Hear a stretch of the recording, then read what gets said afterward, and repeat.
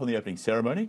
That means the closed-loop bubble is in operation. What is a closed-loop bubble? How does it work? Yeah.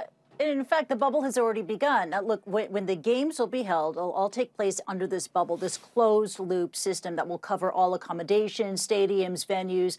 All participants and athletes will be required to stay inside and undergo a daily COVID-19 test. And today, China's Global Times, a state-run tabloid, reported that a pre-games bubble has been officially announced and rolled out today to welcome all overseas Olympics participants. And in addition to that, China is also rolling out a special high-speed cross-province train that will have divided carriages. So it will separate the Olympic participants from the local population. And this is very significant because of the timing. The Beijing Olympic Games will coincide with the Lunar New Year, which of course is the time of year when you have hundreds of millions of people inside China traveling, many of them by train, to go home for the holidays. Look, it goes without saying that the Beijing Winter Olympic Games will be arguably the biggest test of China's zero COVID policy in regards to control of the ongoing pandemic. It's been very difficult, and it will be difficult for China given the highly transmissible and highly infectious nature of the Omicron variant. China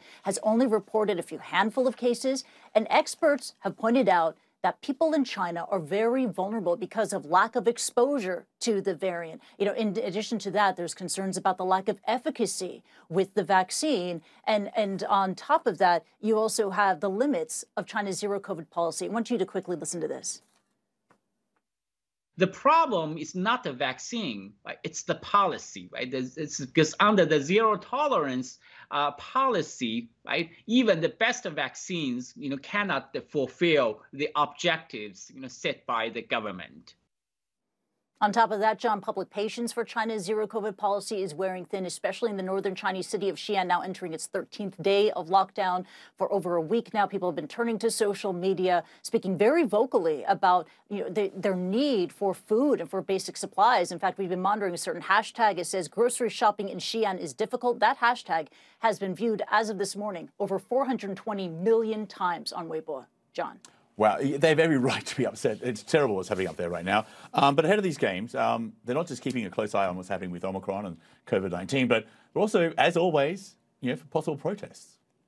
Yeah, absolutely. Chinese officials will be keeping a very close eye for any possible acts of protest in their view, would be very politically damaging to them. Any political protests about China's treatment of Xinjiang, of Hong Kong, of Taiwan, of the Chinese tennis star Peng Shuai. As we've been reporting, the United States and its allies have launched diplomatic boycotts of the upcoming Winter Olympic Games, but athletes from these nations will be able to participate. So we will have to wait and see. And of course, Chinese officials will be closely monitoring the situation to see which athlete will have the urge to speak out. John.